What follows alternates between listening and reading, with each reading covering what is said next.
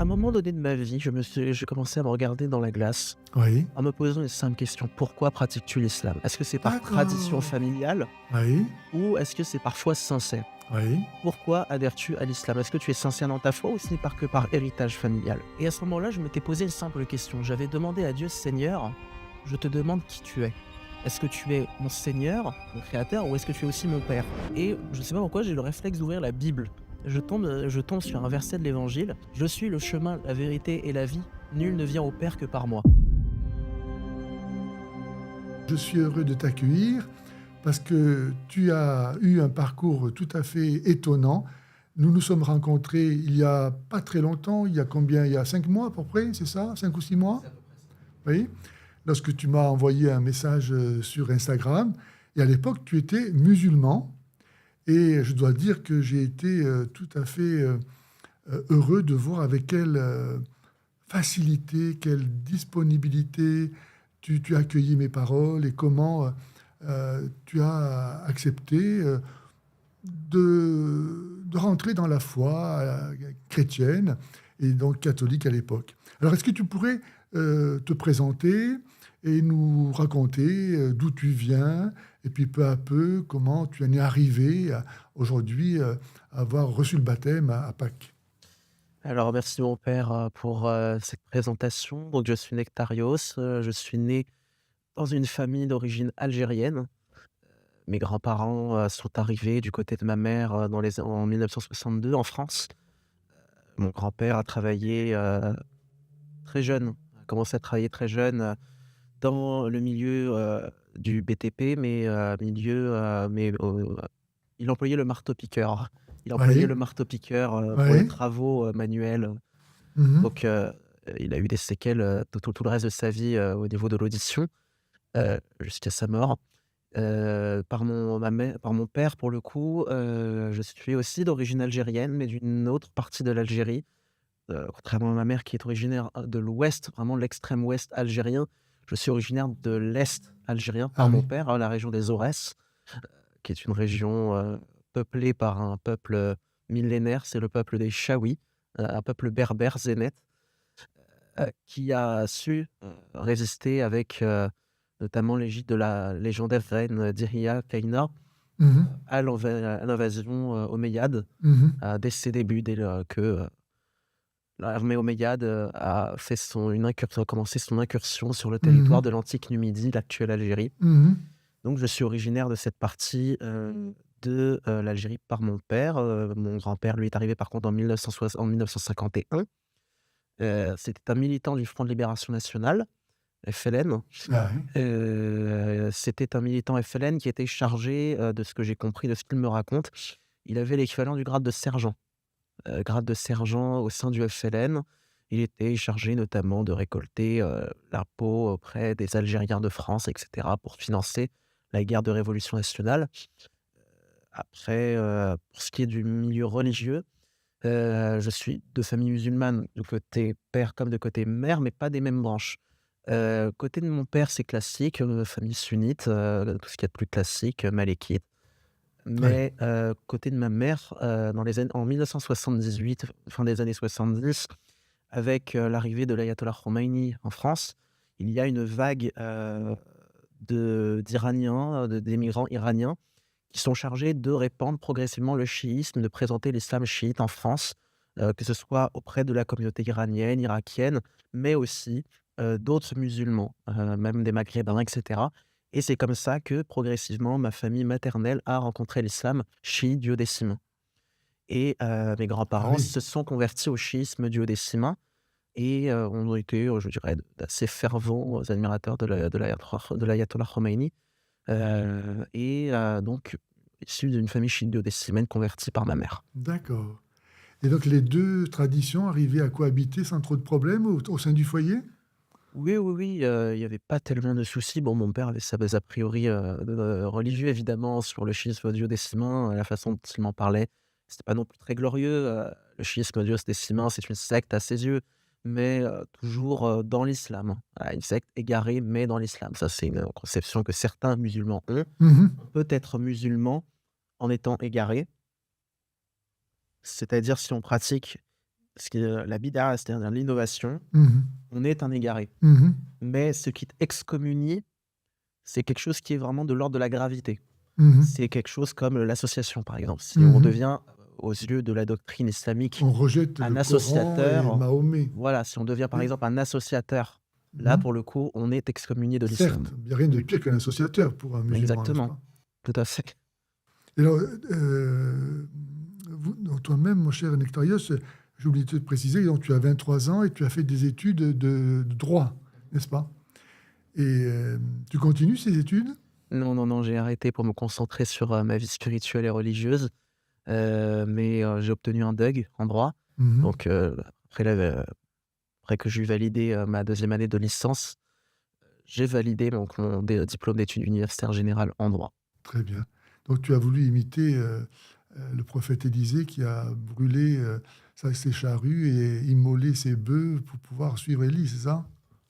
Pas tout à fait quand même, non? Je n'ai Tu pas la reprends tes études, prétention de me comparer au prophète Élie, mais mais dans son mouvement de radicalité pour changer de vie.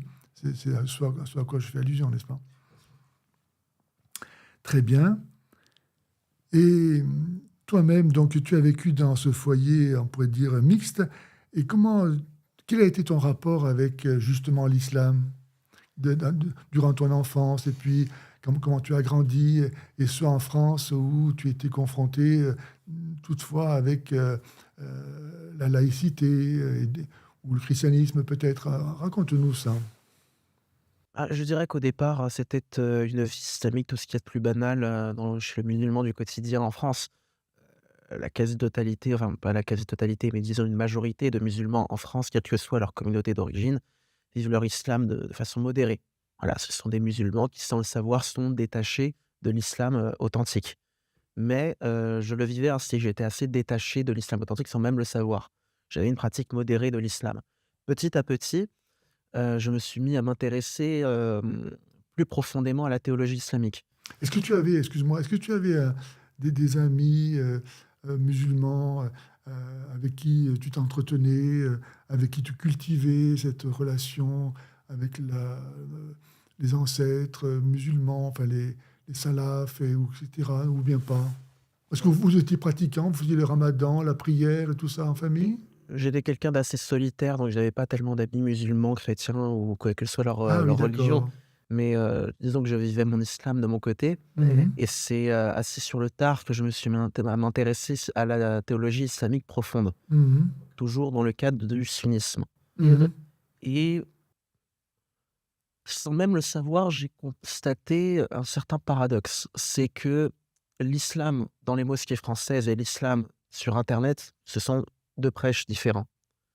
2 prêches totalement différents parce que l'islam d'internet, on peut facilement tomber pour le coup dans le salafisme, soit quiétiste ou djihadiste. Mhm. Mais l'islam des mosquées, c'est une autre paire d'influences. Les mosquées sont pour beaucoup, peut-être pas la majorité, je ne sais pas, je ne connais pas le nom exact, mais le discours est frériste, C'est ça. dans beaucoup de mosquées. Les salafistes ont quasiment aucune influence dans les mosquées en France. Le nombre de mosquées salafistes se compte sur le doigt d'une main en France. C'est pour ça que leur terrain d'influence, ils l'ont investi sur internet, les réseaux sociaux et cetera.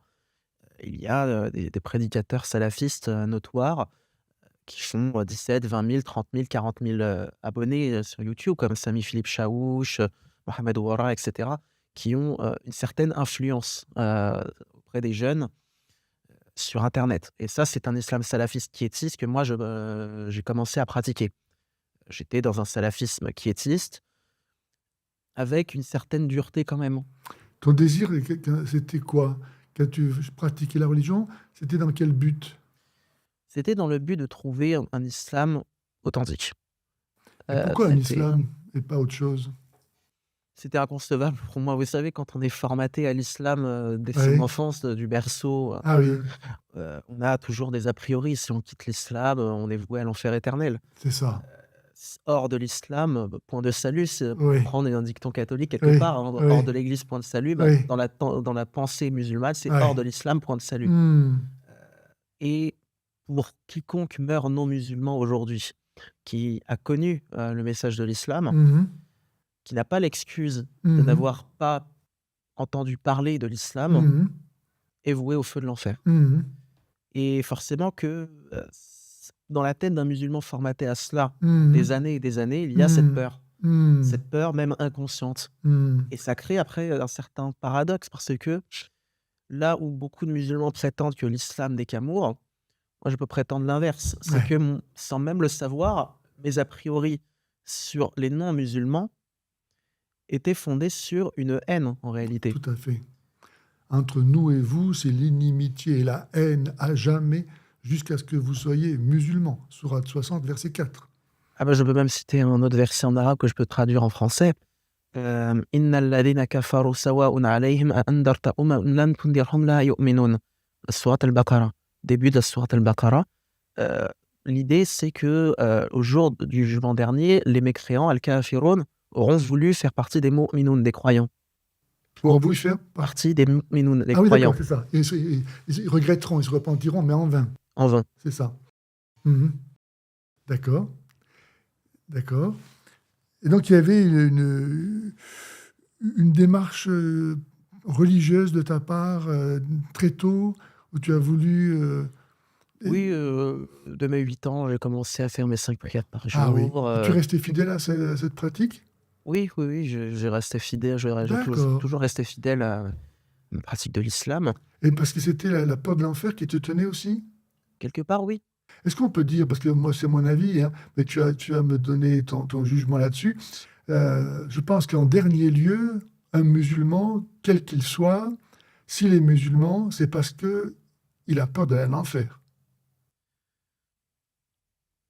Oui, c'est vrai que c'est le cas de beaucoup, beaucoup de musulmans. En dernier lieu, Et c'est l'argument enfin, voilà, ultime pour justifier le fait de rester musulman. c'est vrai que je me suis posé c'est beaucoup pendant très longtemps cette question.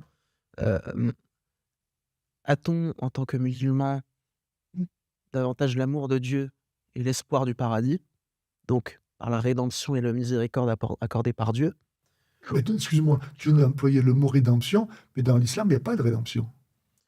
Disons que c'est une conception de la rédemption qui est radicalement différente quand même, de Et l'Église. tu peux en dire un mot de ça? Bien sûr, avant chaque sourate, il est dit: «Bismillahir Rahmanir Rahim». Oui, C'est tout simplement au nom de Dieu le tout clément, le très miséricordieux. oui, La conception de la rédemption, c'est si Dieu t'accorde son pardon. Mais pour mériter le pardon de Dieu, il faut être musulman. oui. Donc, et Il comme tous faut les, être et comme il faut simplement être musulman. oui, mais donc il n'y a pas de rédemption en soi. C'est Allah qui décide ça de façon tout à fait arbitraire d'ailleurs, hein. Il n'y a pas un acte propre qui se distingue de la création, puisque tous les hommes sont créés musulmans, Oui, c'est vrai. hein.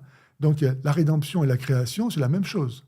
C'est- comme tout le temps d'ailleurs dans l'islam, c'est le chaos, la confusion, quoi. Tout est mélangé. Mais on verra ça un peu plus tard. Excuse-moi, je t'ai interrompu. Donc, dans ce cheminement, tu as continué à rechercher des raisons pour être musulman. Tout à fait. Donc, je me suis posé certaines questions. Un détail tout simple, lorsque beaucoup de musulmans font leurs prières, Mhm, même des musulmans d'origine maghrébine, mhm, de famille maghrébine, même aussi arabophones, sans être berbères, mhm. beaucoup ne savent même pas ce qu'ils disent dans leurs prières. Ça Oui, risque de surprendre beaucoup, oui, ils ne savent même pas ce qu'ils tout à racontent. fait, tout à fait. Même le béaba, la sourate Tout à Al-Fatiha, fait. C'est magique, la quoi. première sourate que vous êtes censé réciter dans votre prière, Oui, salat, oui, ils ne savent même pas ce qu'ils racontent. oui, Si je demande à un musulman au hasard dans la rue: oui, oui. «Est-ce que tu sais ce que ça veut dire? Sami Allahu liman hamida rabbana wa lakal hamd», il saura même pas me dire ça. Ah Pour oui. la plupart, ils Oui, sauront même oui, pas oui, tout à expliquer, fait. traduire littéralement ce Tout que à ça fait. signifie et la profondeur de ces termes. Hmm. Ils ne le savent pas. En fait, ce sont des gestes et des paroles qu'ils récitent C'est machinalement ça. par devoir, C'est d'obligation, ça. parce que C'est Dieu leur ça. a ordonné, C'est ça. mais sans méditer sur pourquoi Dieu le leur a ordonné. Tout à fait. Il y a une différence entre pratiquer ce que Dieu vous a ordonné Mhm. et méditer sur la profondeur de ses ordres. Comme l'enseigne le Christ, l'homme, c'est la loi qui a été créée pour l'homme. Ce n'est pas l'homme qui a été créé pour la loi. Mhm. C'était l'erreur des pharisiens. Les Ah, pharisiens mhm. avaient pour erreur d'être devenus des adorateurs de la loi. Mhm. Les adorateurs de la loi, ils étaient tellement minutieux dans l'application de chaque loi Mhm. juive Mhm. qu'au final, ils oubliaient l'essentiel, Mhm. la profondeur Mhm. derrière. Mhm. Qu'est-ce que vraiment enseignent ces lois? La miséricorde, la fidélité, l'amour, la justice, et ça, Mhm. ils passaient totalement à côté. Mhm. Ils passaient totalement à côté. Mhm. Je peux dire que c'est assez transposable à l'islam aujourd'hui, dans le Mhm. sens où l'application rigoureuse de la charia, la loi islamique, dans les pays islamiques qui la pratiquent, il y en a très peu en réalité, mais on peut citer le sultanat de Brunei, l'Arabie saoudite, et cetera. Oui, Ce sont des pays qui pratiquent, oui, qui appliquent oui, la charia intégralement, oui, avec toutes les horreurs qu'on peut imaginer. oui. Eh bien, force est de constater qu'il n'y a aucune notion de justice, de miséricorde ou quoi aux Mhm. caisses. Il Mhm. est, par exemple, interdit de pratiquer une autre religion que l'islam en Arabie Oui, saoudite. Un chrétien immigré qui vient travailler oui, en Arabie saoudite, il ne peut pas pratiquer sa oui, religion. Il ne peut pas, il n'y aura pas d'église, de lieu de culte, etc. oui. Il n'y a pas d'acceptation de la pratique d'une autre religion que l'islam Mhm. en Arabie saoudite. Mhm. Je ne sais pas comment ça se passe au sultanat de Brunei, mais ils sont tellement minutieux dans chaque application de la loi. Il suffit par exemple d'aller sur des sites comme Islamweb, Islamka, qui Mhm. sont Islam Question and Answer, qui sont des sites qataris et saoudiens, qui sont le b.a.-ba même euh, de, euh, du prêche salafiste et de la publication des fatwas Oui. par des grands savants saoudiens, des grands savants du minhaj salafi, de la voie salafi, de la voie Mhm. salafiste. Je pense Cheikh Saleh Al-Fawzan, Cheikh Oui. Uthaymin, Cheikh Souleymane Al-Rouhaili, et cetera. Eh bien, si on lit le sujet des fatwas, Oui. ça vole pas haut, Et quoi. non, mais c'est ça, Ça oui. vole pas haut. Oui. Ça peut citer, par exemple, comment, dans quelle position doit-on placer nos mains pendant la prière, quoi? Oui. Est-ce qu'on doit mettre les mains relâchées le long du corps, Oui. comme l'enseigne, l'école malékite, Oui. ou les chiites? Ou est-ce Mhm. qu'on C'est doit, ça. placer les mains ainsi, C'est ça. ainsi? Comment C'est on doit ça. placer nos C'est mains? ça. Des sujets comme, vraiment des trucs bateaux, quoi. C'est, si on a si Ridicule même. vraiment, si nos pieds ne vont pas directement, vraiment pleinement dans le sens de la qibla, est-ce que notre prière est valide? Mhm. Des sujets aussi vraiment Mhm. aberrants comme, un jeune converti à l'islam, qui n'est pas d'origine arabe, qui maîtrise mal l'arabe et qui a appris, Mhm. les 1res sourates qu'on apprend à un jeune musulman, Mhm. sourate Al-Ikhlas, sourate Al-Fatiha, et cetera, sourate An-Nas, s'il commet, par exemple, une faute de prononciation Ah oui. dans la sourate Al-Fatiha, Ah oui. est-ce que sa prière est valide ou pas? Ah oui. Eh bien, je peux vous assurer que la réponse chez les savants salafistes, Mhm. c'est: si vous prononcez la moindre erreur de prononciation Ah oui, dans oui. sourate Al-Fatiha, Mhm. que vous soyez converti ou musulman de naissance, même Mhm. d'origine arabe, Mhm. votre prière est invalide. Mhm. Mais pour, je sais pas moi, Jean-Patrick qui est d'origine, berrichonne, pure souche berrichonne qui vient de se convertir à l'islam, Oh le malheureux. c'est assez compliqué de l'imaginer ne pas faire d'erreur de prononciation dans C'est sa vrai, c'est prière. vrai. Et même, il suffit de voir passer, je crois, un chien noir ou un âne pendant la prière, ça invalide la prière, n'est-ce pas? Tout ça pour dire que l'islam, en fait, comme son nom l'indique, est une soumission. L'islam demande une conformité extérieure sans pouvoir s'intéresser à l'intériorité de l'homme. Donc, c'est en fait une soumission à un règlement, et c'est ça la religion. C'est se conformer extérieurement à des lois, mais pas plus, parce que l'islam n'a pas accès en fait au cœur, parce qu'il ne s'intéresse pas au cœur. Le musulman que j'ai été pourrait titiller le sujet en disant qu'il existe une forme de courant dans l'islam qui tente de s'intéresser, on va dire, à ce sujet. Oui, C'est at-tasawwuf, le soufisme, oui, qui est, on va dire, la voie mystique de l'islam. oui, Ceci étant dit, le soufisme doit être rayé de la liste quelque part parce que, aux yeux de tous les musulmans non soufis et surtout des sunnites du Coran Athari, c'est-à-dire majoritaire, oui. l'application stricte de l'islam selon la compréhension des salaf salih les pieux prédécesseurs, Mhm. eh bien, les soufis sont des hérétiques. Oui, Des hérétiques, voire certains polythéistes. Il y a une différence parce que, il y a pour certains, pour les salafis, 2 soufis, le soufi qui est simplement hérétique et le soufi qui, pour le coup, est associateur. Le soufi qui est associateur, ça va être un soufi qui va pratiquer par exemple le tawassul, la demande de l'intercession auprès des saints. Ça va Hmm, être quelqu'un qui va pratiquer le tabarruk, la demande de la bénédiction à travers un objet qu'il considère saint. Ça peut être une relique du prophète Mohammed, etc. hmm. Mais pour eux, vraiment, Ou là, qui va chercher comme une communion avec la divinité. Et donc exactement. le principe même de vouloir se rapprocher ou s'unir avec Dieu, qui recherche par toutes sortes d'exercices, que ce soit la répétition vocale de mots ou des riches tourneurs, etc. Des moyens tout à fait humains pour essayer d'atteindre à la jouissance en fait, de la divinité. Donc ça, effectivement, ça peut être considéré comme de l'associationnisme. C'est tout à fait ça, mais surtout que la doctrine soufie, euh, il y a beaucoup, par exemple, de Français de souche qui s'intéressent au patrimoine soufi. Hmm, Quand ils vont, par exemple, en tourisme en Turquie, ils peuvent hmm, aller visiter des tariqas, hmm, des confréries soufis pour assister à des ateliers de danse soufie, hmm, etc. C'est poudre aux yeux en réalité. hmm. Ne pensez pas que l'islam réel est comme ça, que le vrai islam soit le soufisme. C'est faux. C'est tout simplement poudre aux yeux, dans le sens où je n'ai jamais considéré de mes années de pratique de l'islam, de mes années d'études de l'islam, Mhm. que les textes islamiques permettent de sauter comme un cabri dans une mosquée, de faire des danses d'hurluberlu. Non, aussi mystique que ça soit, ce n'est pas l'islam. Et même s'il y a des salafis qui nous écouteront à travers cette vidéo, ils ne pourront que confirmer ce que je dis. Et personnellement, je crois savoir que euh, tout soufi qui se revendique tel, nécessairement, doit se déclarer musulman et valider tout ce que l'islam orthodoxe valide. Il doit être lui-même. Voilà. Alors, donc, quels étaient, s'il te plaît, encore, est-ce qu'on peut encore avancer dans cet état d'esprit qui a été le tien, mon cher Nectarios, à cette époque? Quels étaient donc tu parles de paradoxes, quels étaient qu'est-ce qui a pu peut-être éveiller en toi la recherche d'autre chose et comme une insatisfaction, à part cette attitude tout extérieure qui effectivement caractérise l'islam. Je ne comprends pas comment d'ailleurs les musulmans ne se rendent pas compte que une attitude seulement extérieure, même si elle est convenable et suffisante pour l'islam, ne peut pas suffire à Dieu, qui, lui, ne regarde pas l'extérieur, il ne regarde pas les apparences. Tout hypocrite peut jouer la comédie. Ce qui l'intéresse, c'est vraiment l'attitude intérieure d'amour, parce que, voilà. Alors, en réalité, vous savez, quand une personne essaie d'être sincère Oui, envers Dieu, oui, quand il cherche réellement Dieu, oui. j'espère en tout cas que c'eût été mon cas et que c'est encore mon cas aujourd'hui. Certainement, tu ne serais pas là sinon. Je l'espère. Je l'espère. Certainement, mon Je cher Nectarios, il ne l'espère. faut pas en douter.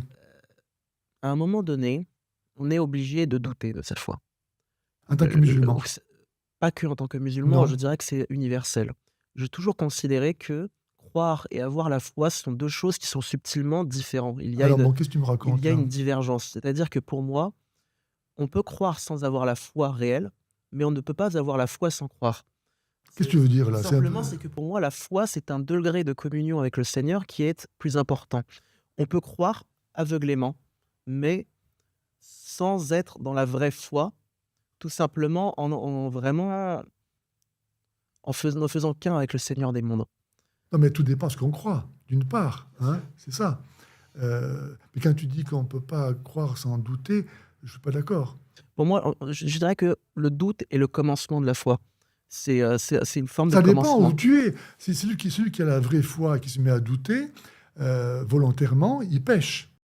On n'a pas de raison de douter de la vérité. Par contre, celui qui est dans le mensonge et qui doute du mensonge, il fait une bonne chose. Hein. Tout dépend d'où on se situe. En tout cas, le doute volontaire est un péché. Et personnellement, moi, depuis que je me suis converti, je n'ai jamais douté.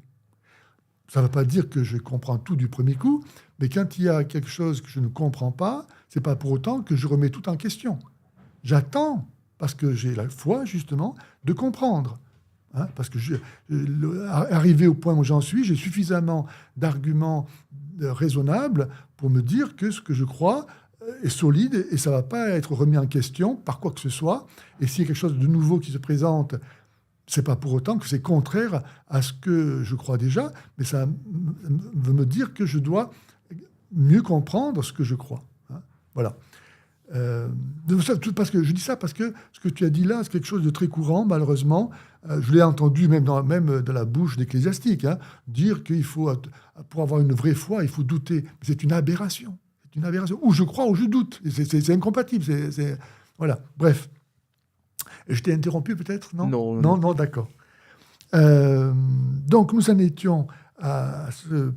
Donc tu t'appelais Bachir, n'est-ce pas? Ce petit Bachir qui grandit et qui, voilà, peu à peu, évolue dans ce monde musulman jusqu'au jour où, on n'y est pas encore arrivé, où tu vas décider. Alors, avant d'en arriver à ton baptême, quand je t'ai connu, tu étais encore, autant que je me souvienne, un fervent musulman, puisque tu avais monté une équipe avec d'autres jeunes musulmans comme toi pour pratiquer la dawa, c'est-à-dire l'islamisation. Et tu m'avais dit que chacun d'entre vous avait une spécialité. Un était consacré à islamiser les catholiques, c'était ton fait, je crois. Un autre, c'était les athées. Un autre, c'était les juifs. Un autre, c'était les protestants, etc. Donc, tu étais vraiment quand même convaincu de l'islam pour pouvoir, à ce point, vouloir le convertir autrui, n'est-ce pas? Tu veux nous dire un petit mot là de est-ce que tu penses que ton attitude là aujourd'hui est celle de nombreux autres jeunes comme toi aussi fervents et désireux de répandre le Coran, l'islam parce que comme c'est la dernière religion c'est forcément la meilleure. J'imagine que c'est un argument qui doit motiver de telles attitudes. Oui, alors c'est vrai que je me suis engagé dans la dawa pendant un certain temps. Que mes amis et moi, on avait chacun notre domaine de prédilection. Pour certains, c'était le catholicisme, d'autres, Et c'était le... toi-même c'était quoi? Moi, c'était le catholicisme. Voilà, C'était le ça t'a catholicisme. réussi quand même. Oui, moi, c'était vraiment, c'était le catholicisme pour le coup. D'autres, c'était l'Église protestante. D'autres, enfin, ou plutôt les églises protestantes. On parle, enfin, je fais une petite parenthèse, on n'utilise pas le mot église quand il s'agit des protestants parce qu'ils n'ont pas la section apostolique. On parle de communauté ecclésiale. Donc, pour d'autres, c'était les protestants.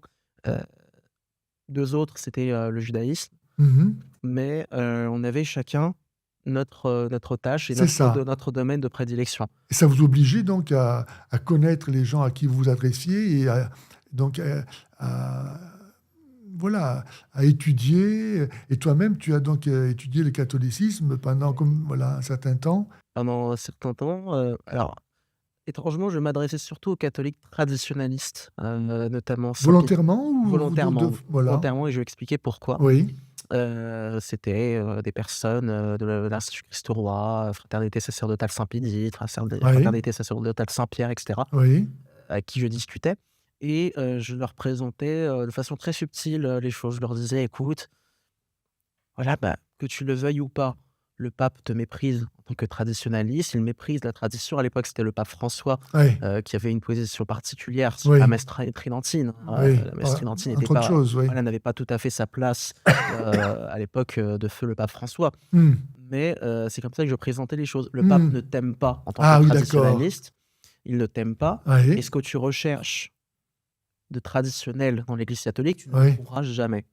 Tu ne le trouveras jamais pour plusieurs raisons. C'est que toi qui crois en l'infaillibilité pontificale et qui remets les questions dogmatiques héritées notamment après le Concile Vatican II sur plusieurs domaines, bah, tu es en contradiction avec toi-même. Donc, ce que tu rechercheras notamment dans les questions liturgiques, euh, le dirigeant, le guide de la prière liturgique qui tourne le dos au peuple, qui fait face à Dieu, qui récite dans une seule langue liturgique, tu le trouveras dans l'islam. C'est ce que je lui disais. ah oui. L'imam fait dos au peuple, Ah fait voilà. dos aux fidèles, il récite dans une seule Oui. langue et unique, qui est toujours universelle à l'islam, Mhm, l'arabe, etc. mhm, Tu trouveras ça, tu trouveras tout mhm, ce que tu recherches dans l'islam. C'est comme ça mhm. que petit à petit, on arrivait à créer une brèche. Et même sur des questions aussi de valeurs conservatrices. Je leur disais, écoute, toi et moi, on est des conservateurs. Je peux même dire que je suis plus d'extrême droite que quelqu'un d'extrême droite qui se prétend d'extrême droite au Rassemblement national ou chez Éric Zemmour. Pourquoi? Parce qu'un musulman a des valeurs fondamentales sur des questions comme la famille comme socle et racine De l'individu, d'un la individu. société, oui. Heu, que ce soit aussi la notion de patrie, que ce soit la notion de la valeur du travail, que ce soit la notion, de Tradition.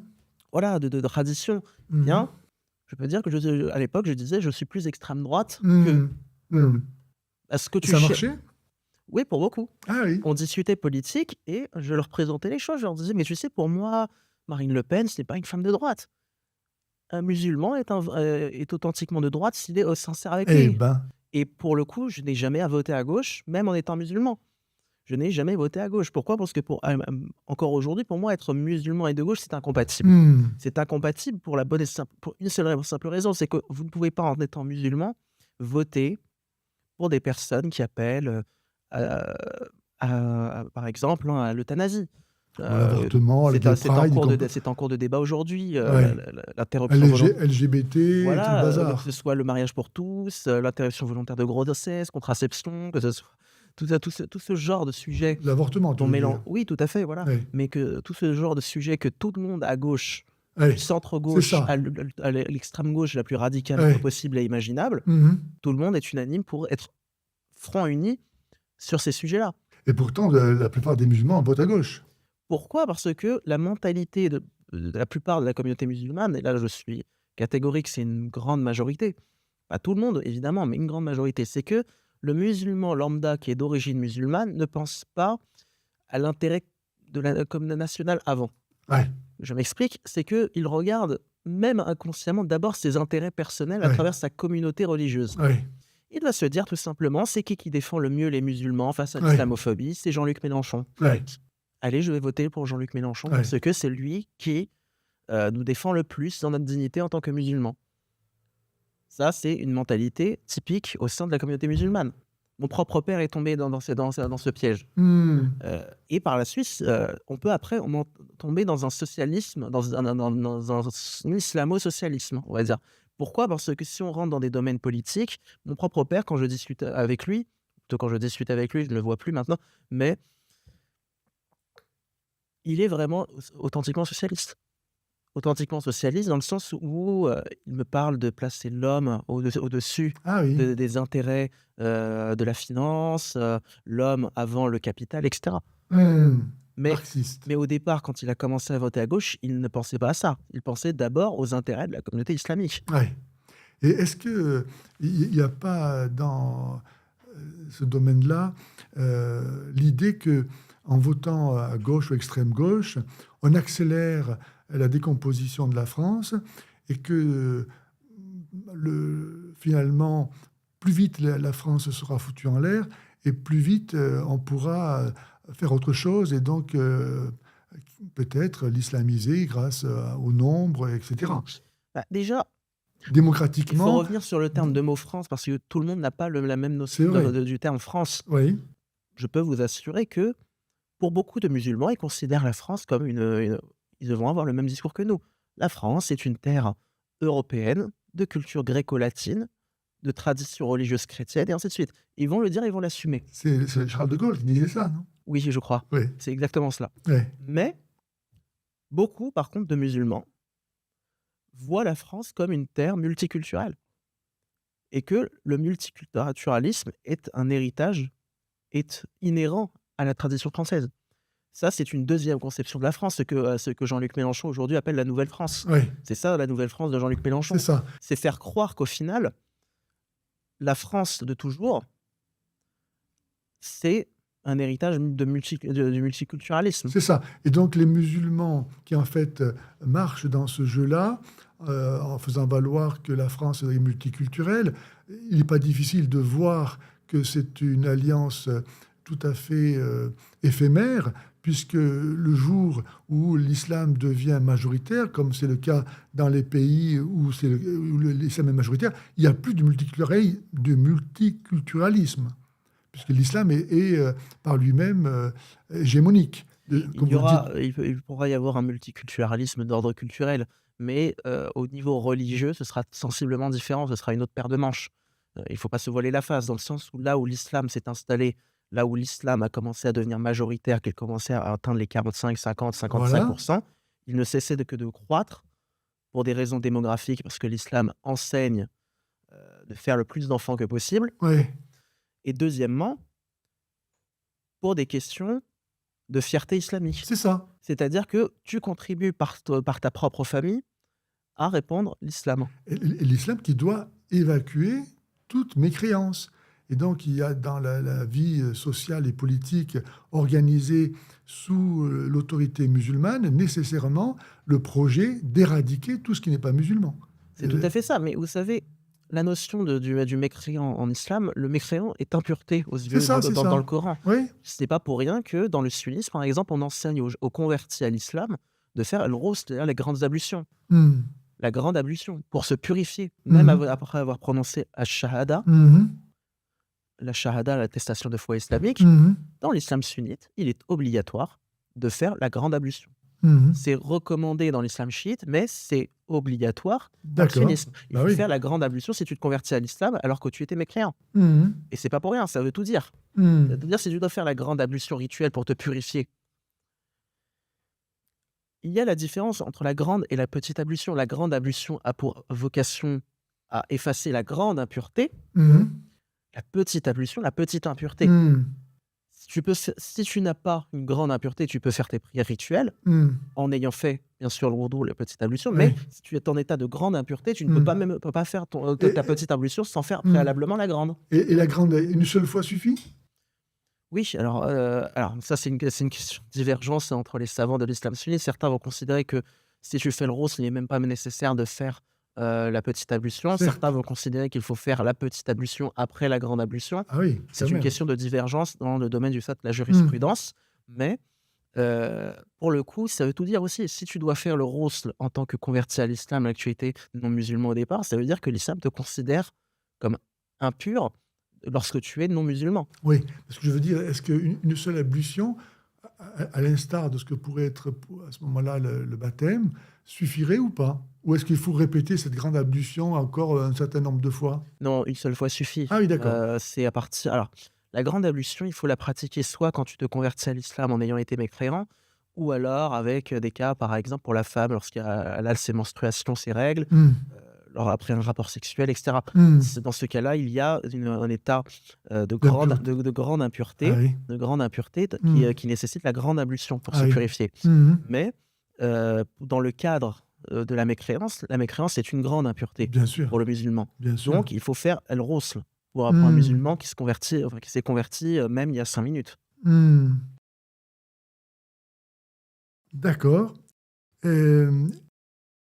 Donc tu grandis dans cette famille et puis j'ai peut-être un petit peu raccourci les délais, mais entre le moment donc où tu es enfant, où tu grandis, tu pratiques de façon tout à fait d'ailleurs, je dirais, sincère, ta religion, parce que voilà, tu connais pas autre chose et tu le fais de tout ton cœur. Et à partir du moment où tu vas ensuite pratiquer la dawa, donc il y a une continuité, il n'y a pas eu d'accro, de remise en question, ça a évolué paisiblement. Ouais. Alors qu'est-ce qui a fait que finalement, je sais pas, il y a pas très longtemps, finalement, tu m'as contacté et puis tu m'as fait part de questions. Et moi, comme je disais, j'ai été étonné de voir avec quelle ouverture et facilité tu comprenais tout. Et, parce que tu avais évidemment beaucoup étudié le catholicisme pour pouvoir faire ton travail d'apologète. Alors, qu'est-ce qui a déclenché finalement? Parce que c'est pas rien de quitter l'islam. D'ailleurs, toi-même, là, tu es bien payé pour le savoir, puisque tu crois que tu as été rejeté par ta famille et tout ça. Et donc, c'est vraiment un bouleversement extraordinaire. Tes études, là, momentanément, du moins, tu les as interrompues. Donc, toute ta vie est chamboulée. Qu'est-ce qui a déterminé ça? À un moment donné de ma vie, j'ai commencé à me regarder dans la glace, Oui, en me posant une simple question: «Pourquoi pratiques-tu l'islam? Est-ce que c'est par tradition d'accord. familiale Oui, ou est-ce que c'est parfois sincère? oui. Pourquoi adhères-tu à l'islam? Est-ce que tu es sincère dans ta foi ou ce n'est que par héritage familial?» Mhm. Pratiquer une religion par simple héritage familial, même le Coran le rejette. Ah oui. Ah oui, parce que Tu m'étonnes. le Coran qui s'adresse aux associateurs, les païens idolâtres Oui. du temps du prophète Mohammed, du temps de Mohammed, il questionne sur pourquoi ils étaient idolâtres. Eh bien, ces idolâtres-là, notamment de la tribu de Quraysh, répondaient: «Mais nous croyons ce en quoi tous nos pères ont toujours cru avant nous. Nous ne faisons que suivre ce que nos pères nous ont légué». C'était une question de tradition. Mmh. Pourtant, c'était des idolâtres. Il y a su, au sein du christianisme, au sein du judaïsme et même au sein de l'islam, il y a unanimité pour dire que l'idolâtrie, c'est en réalité l'adoration du démon. Mais eux étaient convaincus d'être dans la droite lignée pour Mmh. une simple raison, c'est ce que nos pères nous Oui, ont c'est pas autre enseigné, chose, quoi. ce que nos pères Oui, nous ont oui. transmis. Nous sommes des Arabes et nous sommes fidèles à notre culture arabe, nous sommes fiers d'être Arabes, donc on doit aller jusqu'au bout et pratiquer la religion des Arabes par Tout tradition. bah, doucement, les Arabes ne sont pas tous, des musulmans, faut pas Alors, exagérer. non, non, non, je ne parle pas de l'islam, là, pour le coup, je parle de l'époque, à l'époque de l'idolâtrie. Mais c'était Ah comme bah, il y ça avait que des la chrétiens avant, il y c'est avait des chrétiens avant. oui, mais c'était co alors il y avait des communautés juives et chrétiennes. Oui, Il y avait le clan des Banu Nadir, par exemple, qui était une tribu juive arabe. oui, Il y avait, des chrétiens. Le propre oui. cousin de la première épouse, de Mohammed, Khadija, Barak, était un moine mais nestorien. c'est ça. C'était un moine chrétien nestorien, Waraqa ibn Nawfal, Mmh mh. qui était un arabe pour autant. Mmh. Mais c'est vrai qu'il y avait des communautés chrétiennes ou juives, mais qui étaient minoritaires.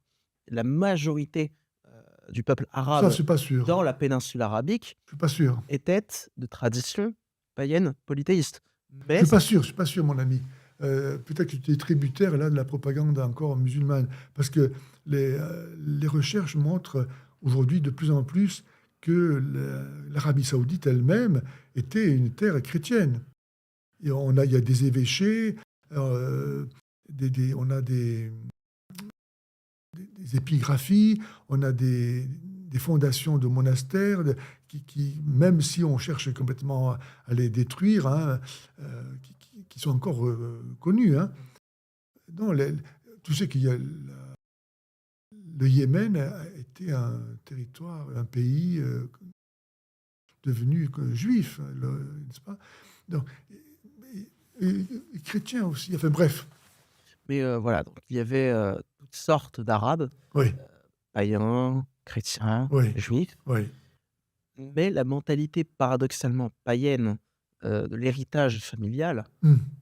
je peux vous assurer que ça s'est retrouve aujourd'hui dans, la communauté musulmane. Bien Quand sûr. j'ai quitté l'islam, un ami de mon père a discuté avec moi et on a beaucoup débattu sur, l'islam, sur le christianisme et tout ça. Il m'a dit: «Mais écoute, tu es un arabe, Ah oui, tu es un arabe, ah oui.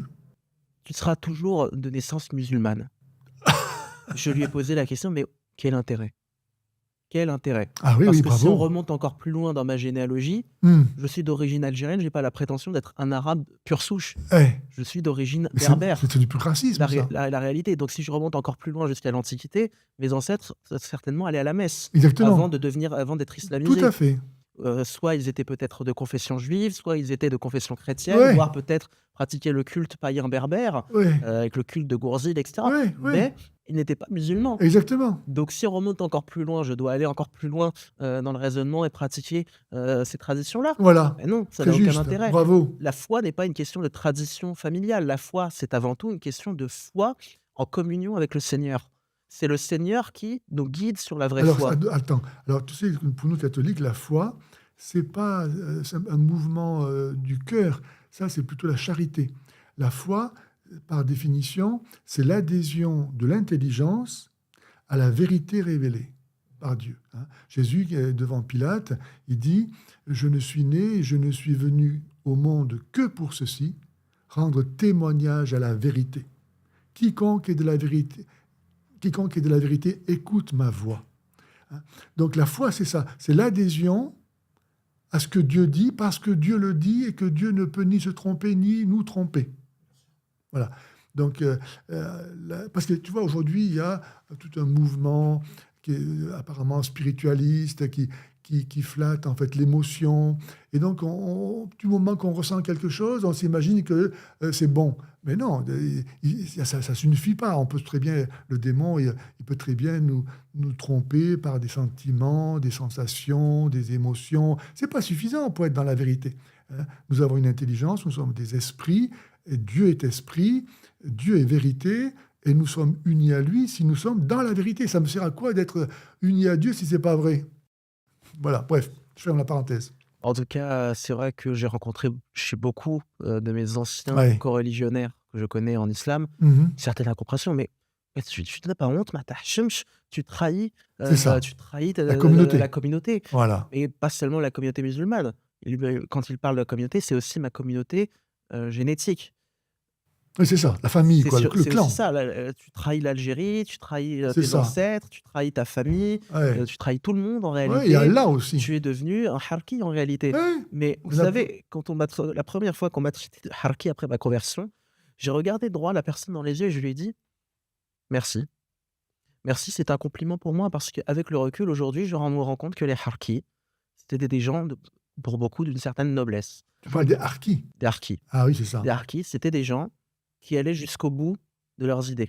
Ouais. Qui allaient jusqu'au bout de leurs idées, qui sont parce qu'ils étaient fidèles à la France, sont Ouais. demeurés fidèles à la France et qui ont Ouais. payé le prix du sang pour ça. Ouais. Donc merci parce que là, tu me compares à un Des groupement de héros. personnes Ouais. qui ont des valeurs de fidélité en eux. Ouais. Donc merci, je ne peux, je le prends pour un compliment en réalité. Je le prends pour un compliment. Et tu n'as pas eu de menaces de mort Indirectement, indirectement? Parce que indirectement. normalement, un bon musulman, il doit tuer l'apostat. Oui, alors indirectement, je pense qu'avec cette vidéo, on commencera un peu plus à se connaître. Mais pour l'instant, c'était assez indirect, hein. C'est D'accord. assez indirect, mais pour l'instant, c'était, quelques noms d'oiseaux qui volaient par-ci D'accord, d'accord. par-là, Effectivement, voilà. tu serais dans un pays musulman, je sais pas où, en Afghanistan, en Somalie ou ailleurs. Effectivement, le fait que tu quittes l'islam, ça mérite la mort, hein, c'est Oh, tout clair. à fait, là, 4,89, je pense qu'après 8, cette 11 vidéo et 12. je pense qu'après cette vidéo, j'aurai, une interdiction de séjour, en Arabie Saoudite ou, dans ces Oui, pays-là. ben Je voilà. pense que je serai interdit de séjour définitivement après ça, hein, mais Ouais. Ah bon, bah, on peut flouter ton visage si tu veux. non, non, non, Bon, d'accord. je parle, Tu as raison. De toute façon, face caméra. souffrir pour le nom du Seigneur, hein, c'est un titre de gloire. Il ne faut pas oublier que nous sommes les enfants des martyrs. Bien sûr. Hein, le Christ lui-même, il a souffert, il est mort sur une croix pour nous transmettre sa parole. Nous, ben, on ne peut pas la recevoir si on n'est pas prêt à la donner au prix auquel on l'a reçue. Alors c'est étonnant parce que ça me fait penser à un passage, assez mythique de la série The Chosen qui est très populaire en ce moment, qui retrace la vie, de notre Seigneur Jésus-Christ et de ses apôtres. Il y a un passage où, l'apôtre Jacques le Mineur, qui est d'ailleurs mon préféré, vient le voir et qui, lui pose une simple question. Il les envoie sur la route guérir les malades et les infirmes. Annoncer le royaume de En Dieu d'abord. Voilà, annoncer le royaume de Dieu, Ouais. faire des miracles en son nom. Mais pour lui, Jacques le Mineur, qui est boiteux, Ouais. qui est difforme au niveau Oh. de sa jambe, qui Ouais. marche avec un bâton, Ouais. c'est très difficile à croire qu'il peut guérir Ah oui. le malade, le lépreux, Ah oui. etc., alors que lui-même n'a pas été guéri par le Seigneur. Ouais. Et il veut savoir: «Mais pourquoi tu ne m'as pas guéri?» Ouais. Et le Seigneur lui répond: «Si je ne t'ai pas guéri, Jacques, c'est pour que tu proclames que tu es capable de louer ton Dieu qui t'a laissé comme tu es, pour que tu te concentres sur ce qui compte infiniment plus que le corps que tu habites et pour que tu montres aux gens que tu peux être patient envers ta souffrance ici sur cette terre, parce que tu sais que tu vivras une éternité sans plus jamais souffrir.» Oui, et puis aussi pour montrer que on aime Dieu pour lui-même et non pas pour les biens qu'il nous donne. Étonnamment, ce passage, je trouve qu'il reflète assez bien la réalité de l'épître de Jacques, pour plusieurs raisons. C'est que Jacques, l'épître de Jacques parle beaucoup de patience. Ça porte une Oui. valeur, c'est la patience. Oui. Et Jacques, toute sa vie, a été patient, dans sa souffrance physique et même jusqu'à sa mort. Mais La ceci dit, les Chosen, c'est pas la révélation. On ne sait Non, pas si Jacques était un estropié ou pas. Mais bon, c'est intéressant. Mais c'est très intéressant, Oui. mais même jusqu'à sa mort, on rappelle que saint Jacques le Mineur, de mémoire, c'est quand même le premier apôtre à tomber en martyr. C'est Tout à fait. quelqu'un qui, je dirais, est demeuré dans l'humilité absolue. Il n'a pas écrit de longs évangiles comme saint Jean l'Évangéliste. Il n'a pas été un grand apôtre de Oui. prêche dans des sièges comme Rome, etc., comme ce Mhm. fut le cas de saint Pierre ou de saint Mhm. Paul. Mhm. Pourtant, il est demeuré humble, mais il a eu une grande destinée en même temps. C'est quelqu'un c'est l'apôtre qui a dirigé l'église de Jérusalem, le premier dirigeant de l'église de Jérusalem, Mhm. et qui a eu l'honneur de tomber le premier en martyr parmi les apôtres. Je me Mmh. rappelle qu'il a été, je crois, précipité du haut du toit et comme ils n'ont pas pu l'achever qu'ainsi, ils l'ont achevé à coups de pierre et de bâton. Mais c'était le premier apôtre à avoir l'honneur à tomber en martyr. Tu es sûr de ça? Oui, je crois que c'est ça. Il n'a pas été décapité? Je crois que c'est Je crois peut-être qu'il une a été erreur. décapité, Je non? crois qu'il a été achevé à coups de bâton de mémoire, hein, mais Parce c'est dans la vie des apôtres, on voit que les Juifs se réjouissent de sa mise à mort, et puis voyant que Jacques a été tué, forcément par les Romains, puisque c'était eux qui avaient le droit de vie et de mort, et que les Romains, c'était, je pense, hein, que c'était pour la décapitation. je ne sais pas, je ne pourrais pas vous dire, mais il me semble, hein, que c'était à coups de bâton. Ils l'ont achevé à coups de pierre et de Je ne sais bâton, pas, enfin, peu de importe. mémoire. Mais en tout cas, il a eu l'honneur, le grand honneur d'être le premier à tomber en martyr au nom du Seigneur Oui, Jésus-Christ. oui. Et je crois que le commun du mortel, même nous, ne peut pas réaliser le degré d'honneur que cela implique. D'être non seulement le premier disciple Ah oui. du Christ Mhm. à tomber en martyr, le premier apôtre, mais surtout le premier chrétien à tomber en martyr. C'est le premier martyr de l'histoire. C'est un Alors, niveau on pourrait, si tu veux, aller par là, en trouver d'autres, hein. Par bien exemple, sûr. le bon larron. Oui, oui, oui, Le bon larron, il s'est converti sur la croix. Il était à la fois martyr et voilà. bien sûr.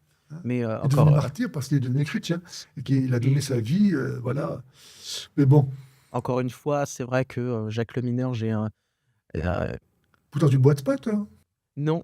Alors, je boitais il y a quelques jours pour Ah oui. un accident assez ridicule en soi. C'est que je marchais dans la forêt du monastère où je vivais pendant Oui. un mois. Et à un moment donné, je reçois un SMS et je ne regarde pas devant moi et Ah, aïe, je me prends un arbre en plein aïe. dans la rotule. C'est la rotule qui percute l'arbre. Bon, ça m'apprendra. L'arbre, carrément. Oui, oui, je me prends un arbre en plein Ah oui, dans la rotule. Bon, ça m'apprendra à regarder devant moi la dingue. prochaine fois. Ah oui. Mais bon, voilà, donc Tu es un peu de la fin des je- cousins avec les Dupont, non? voilà, donc je sais qu'il y a quelques jours, je marchais avec une béquille de vieux, mais voilà, donc Ok. ça se prend. Bon, alors revenons, mon cher Nectarios. Donc tu fais la dawa, et là, qu'est-ce qui va faire que tu penses à devenir catholique? Alors, comme je l'ai dit, je me suis regardé dans la glace et la question me trotte tout le temps dans la tête. Pourquoi es-tu Depuis longtemps, tu musulman? penses, ou quelque chose? Une bonne année quand même. Ah C'est oui. la question. Je suis demeuré avec cette question en tête pendant un an facilement, et c'est une question qui ne me quittait pas. Ça te faisait pas peur d'avoir cette Ah question-là? si, si, si, Ah ça me faisait oui. peur parce que je n'avais pas la paix. Je ne dormais que très peu. Ah. Je n'étais pas en paix. Et dis-moi, est-ce que ce sont les lectures que tu as faites pour pouvoir convertir les catholiques qui t'ont amené à mieux connaître le catholicisme et qui finalement t'ont conduit à comprendre que finalement c'était ça la vérité? Tout à fait. Alors, Ah oui, paradoxalement, quand la question me pose, j'ai un ami qui est chrétien protestant oui, et qui me dit: «Mais tu sais, j'ai un livre à te recommander». Puis, écoute, je suis tout oui, pourquoi pas, je suis ouvert là-dessus. Il me dit: «Tu dois lire Joseph Murphy».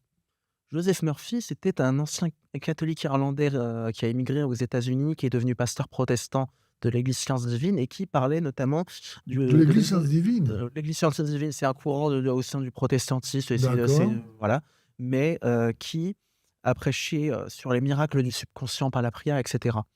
Donc je lis le livre en question. Mhm, Au départ, je suis sceptique, mhm. mais petit à petit, je commence à suivre le déroulé et je vois où il veut en venir. Oui. Je vois où il veut en venir. Et je me dis, c'est une lecture du christianisme que j'ignorais.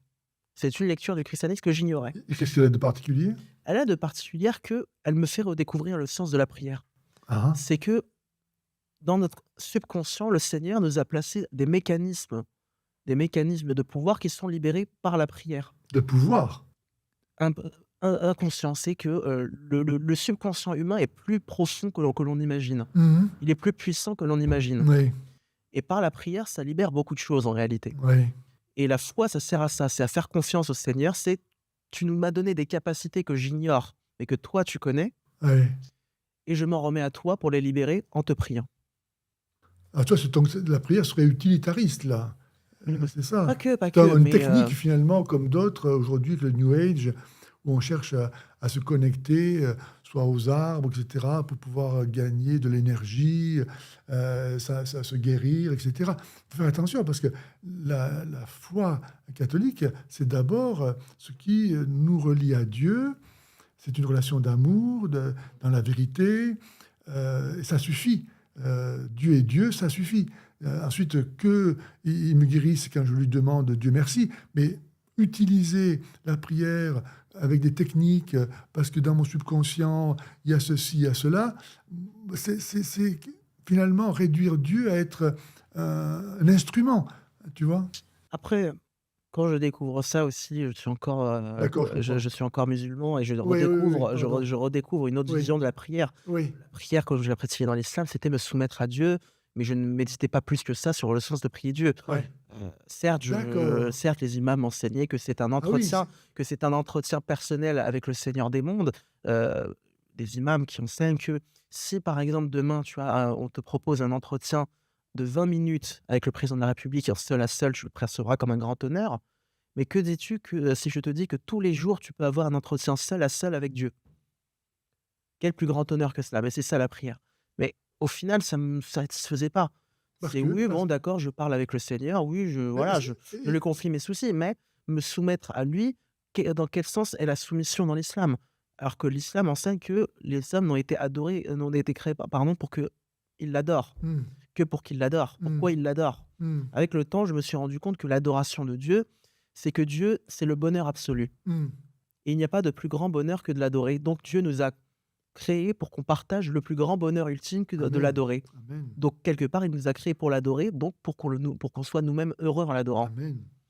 Et c'est plus sur le tard que j'ai commencé à réfléchir sur cette question, mais l'adorer servilement Oui, comme un bon esclave, oui. sans réfléchir à pourquoi l'adorer, quelle est l'utilité, voilà.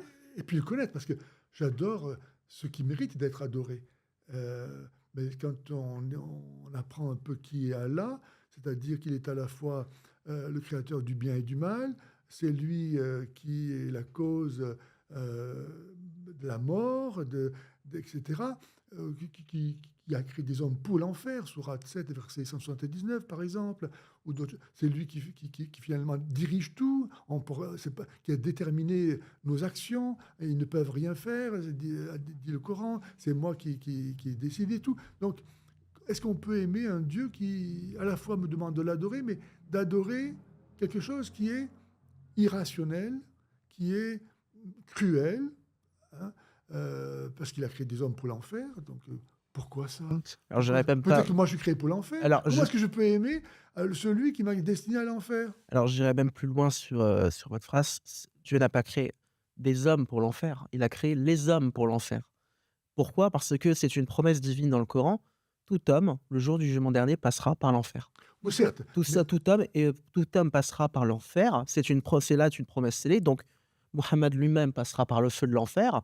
Mais pour ceux qui sont pieux, ils seront extirpés du feu de l'enfer. Mais ça prouve que dans la conception islamique, c'est que par nature, l'homme est voué au feu de l'enfer. oui, sauf que là, mon cher Nectarios, on voit une nouvelle fois la confusion dans laquelle se trouve l'islam, c'est que l'enfer, par définition, il est éternel. On n'en sort pas.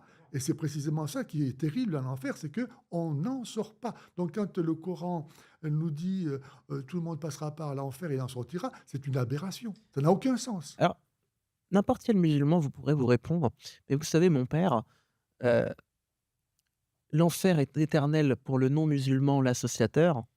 Celui qui est mort infidèle, impie, est voué au feu de l'enfer éternel. Par contre, pour le musulman qui avait une croyance sincère au tawhid, l'unicité divine, Mais c'est pas l'enfer. aussi pécheur Oui, oui, soit-il, oui, il oui. pourra passer 10 millions d'années en enfer. Non, non, non, ça n'a rien Mais à dans voir. l'islam, à un moment donné, l'islam enseigne que le musulman est voué à quitter l'enfer à un moment Oui, donné. je comprends bien. Mais tu vois, une des peines de l'enfer, c'est de se dire qu'on est là et qu'il n'y aura jamais de fin. Donc le gars qui est en enfer, étant musulman et qui en sortira, il n'est pas en enfer. Bien sûr. Ça n'a rien à voir. C'est Bref, clair. mais c'est une autre question. Bah, Très bien. Donc, alors, tu découvres, mais je rends grâce à Dieu, mon cher Nectarios, que tu aies fait cette expérience d'accueillir en toi ce désir de connaître Dieu, tu as eu le courage de t'émanciper de tout ce conditionnement qui a été le tien, tu as été plus fort que des millions et des millions de gens qui, autour de toi, faisaient pression pour que tu ne bouges pas, que tu restes là, et tu as été plus fort que tout ça. Vraiment, je rends grâce à Dieu pour la force qu'il t'a donnée. Et donc, ayant étudié le christianisme, le catholicisme en particulier, tu as souhaité ensuite devenir catholique. Est-ce qu'il y a eu là des combats particuliers propres justement à l'entrée dans le catholicisme? Pour un jeune néophyte dans le catholicisme, surtout venant de l'islam, il y a toujours une peur qui est inhérente à être dans l'erreur. C'est une peur qui est inhérente et qui colle à la peau pour un ancien musulman. Oui, mais c'est vrai j'imagine pour toutes les religions, le simple fait de quitter l'islam. Surtout l'islam en tout cas, Oui, j'entends bien, surtout. j'entends bien. Mais sans Mais par doute rapport au aussi, catholicisme, est-ce quelque chose de particulier? pas exclusivement au catholicisme, Non, mais un ancien musulman qui quitte l'islam, de toute façon, certes, certes, je il aura comprends. toujours peur. Oui, Mais c'est vrai que c'est quelque chose qui m'a collé à la peau pendant un certain temps. oui, Le jour où j'ai décidé de devenir chrétien, oui, c'était pour une simple raison. À un moment donné, je ne sais pas pourquoi, j'ouvre la Bible au oui, hasard. oui, Et à ce moment-là, je m'étais posé une simple question. J'avais demandé à Dieu: «Seigneur, je te demande qui tu es. oui, Mais bravo. qui tu es? Oui, Je ne te connais plus. Je ne sais même pas si je t'ai un jour connu. oui, Je ne sais même pas si du temps où j'étais magnifique. en étant musulman, je peux prétendre t'avoir connu. Oui. J'ai besoin de savoir qui tu es réellement. Mhm. Est-ce que tu es mon Seigneur uniquement? Est-ce que tu es mon maître, mon créateur ou est-ce que tu es aussi mon père?» Tu as dit ça comme ça. Oui, oui, oui. Oui, Et je ne sais pas pourquoi, j'ai le réflexe d'ouvrir la Bible oui. et je tombe. Le protestant t'avait donné, ton ami protestant. Oui, Oui, je tombe sur un verset de l'Évangile: oui. «Je suis le chemin, la vérité et la vie. Ah, Nul ne vient au Père que par moi.» oui, Alors, en sachant que j'avais ouvert la Bible aléatoirement. oui. Et là-dessus, ça me donne une réponse immédiate. Ah oui, Alors je reste scotché ah là-dessus. oui, Pendant 5 minutes, je reste pantois, vraiment. ah oui, Je ne sais plus quoi dire. ah oui. Je dis: «Mais Seigneur, merci. Magnifique. Tu viens de me répondre, Ah oui, tu bravo. viens de me répondre.» Mhm. Et là-dessus, je me suis dit: «Mais je ne peux plus, lutter. Je ne peux plus lutter.» Il est évident que Bravo. toute ma vie depuis ma naissance, j'ai été dans l'erreur. Ouais, J'ai été bravo, dans l'erreur. Dimitrios. Quel courage tu as eu de faire ça. Et Tu vois, c'est ça quand Jésus dit, c'était te mettre mon disciple, qu'il renonce à lui-même. C'est après ça, tu as fait ça. D'ailleurs, être capable de renoncer à soi-même, c'est difficile. Mais ça veut dire que vraiment, tu comprends que même si tu renonces à toi-même, c'est pas pour autant que tout sera perdu parce que tu espères que Dieu va te donner autre chose. Tu perds ce que toi tu étais, mais que finalement, honnêtement, tu considères comme étant de toute façon dans l'erreur et vraiment, voilà, de toute façon, tu étais foutu. Mais tu espères que Dieu va, lui, ne pas être indifférent à cette offrande que tu lui fais de toi-même, parce que c'est là où tu t'offres, c'est ça le vrai culte. Tu t'offres toi-même, Seigneur. Voilà, moi je renonce à moi-même. J'ai été bachir, musulman, etc., etc. Tout ça, je suis capable de reconnaître que finalement, je préfère toi, hein, et donc je renonce à ça. Et là, tu te vas recevoir autre chose à la place. Tu vas recevoir un être nouveau qui est Nectarios, qui est rené grâce à la mort et la résurrection de Jésus-Christ. Et tu vas devenir un enfant de lumière parce que Dieu te recrée, libéré du péché, libéré de l'erreur que tu as été capable de nommer. Tu as ce courage. Et vraiment, je rends grâce à Dieu de tout mon cœur. je rends grâce aussi au Seigneur pour une autre raison, c'est qu'avant, avant ça, quelques mois auparavant, j'avais un projet secret. Je ne l'avais même pas dit, je ne l'ai jamais dit à ma famille, mais j'avais l'envie de faire le tour du monde islamique, de visiter les grandes bibliothèques historiques du monde musulman, Oui. à Damas, à Bagdad, visiter, l'Arabie, faire, le Hajj et la Umrah, à Makka, la Mecque, Mhm. faire le tawaf autour de la Mhm. Kaaba et cetera. Mhm. Et même aller en Iran pour visiter la ville de Qom, qui est Mhm. un grand centre théologique musulman chiite durissime.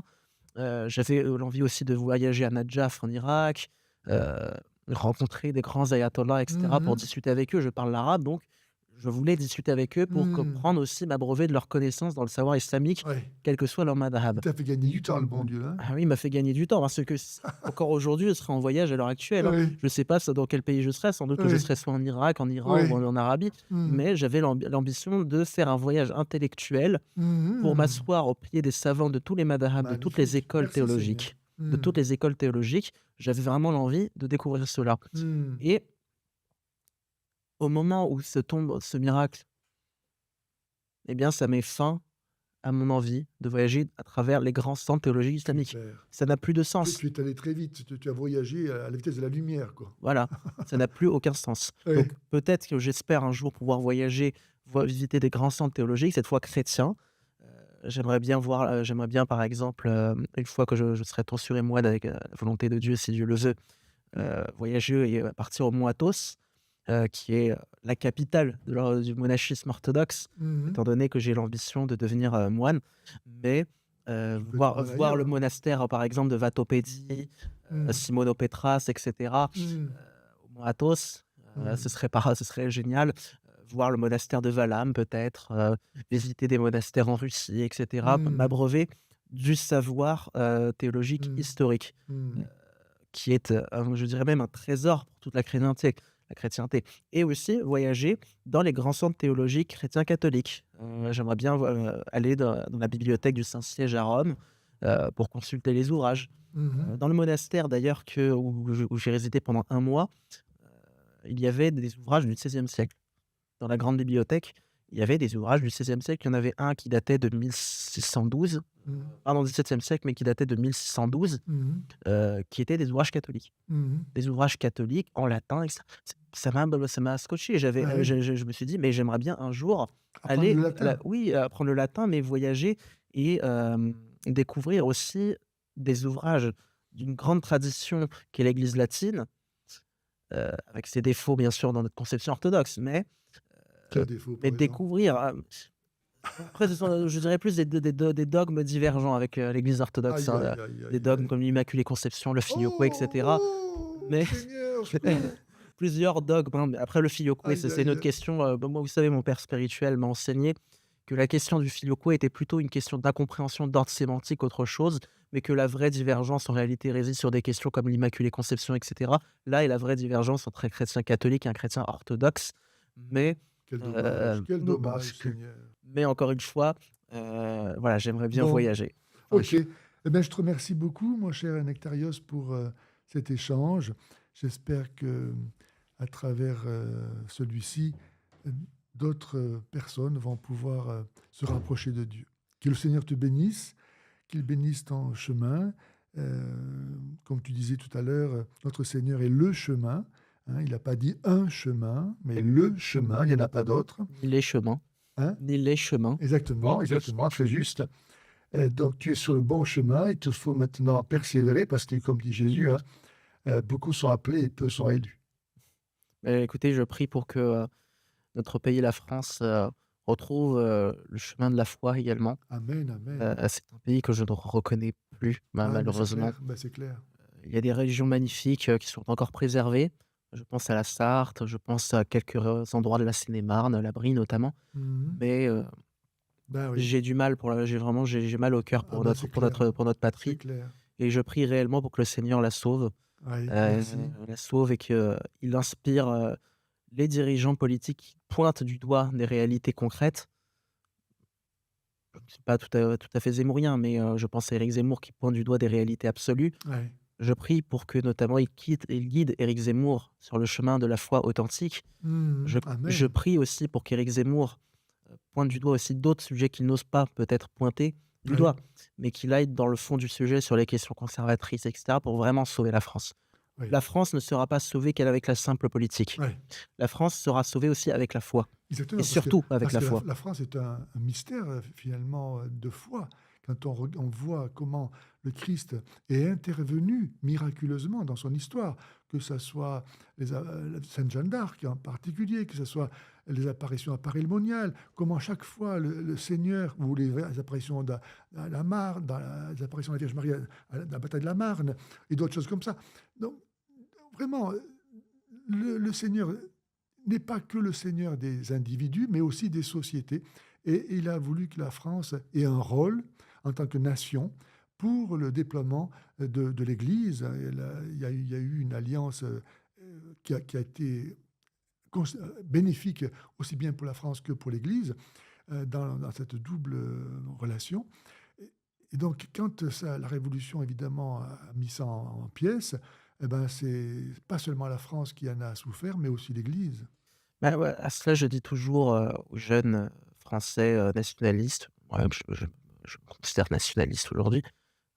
Je leur dis toujours, aux jeunes Français de souche, aux jeunes Européens de souche: «Mais vous prenez même pas conscience de l'héritage dont vous êtes Ouais, ouais, dépositaire. ouais. Vous en êtes même pas conscient. Ben oui. Parce que si vous êtes vraiment fidèle au Christ, il faut être fidèle à la France. Mais pour être fidèle à la France aussi, il faut être fidèle au Christ. Les 2 vont de pair. Amen, amen. Vos ancêtres se sont battus pour la chrétienté. Mhm, Vos ancêtres les croisés. mhm, Vos ancêtres les templiers. mhm. Ils se sont battus, ils ont été jusqu'au bout.